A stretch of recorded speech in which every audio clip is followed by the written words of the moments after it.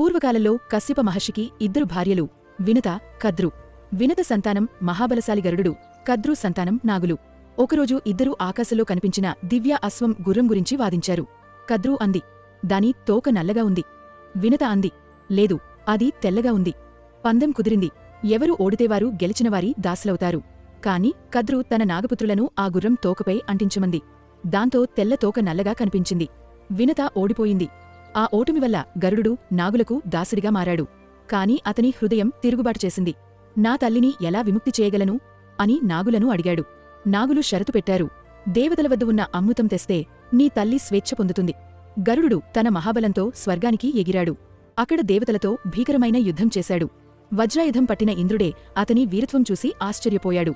చివరికి గరుడు అమృతకలశాన్ని తీసుకొచ్చి నాగుల ముందుంచాడు. అయితే నాగులు దాన్ని తాగేలోపే ఇంద్రుడు వచ్చి కలశాన్ని తిరిగి తీసుకుపోయాడు. నాగులు మోసపోయారు. అయినా షరతు నెరవేరింది. వినత విముక్తి పొందింది.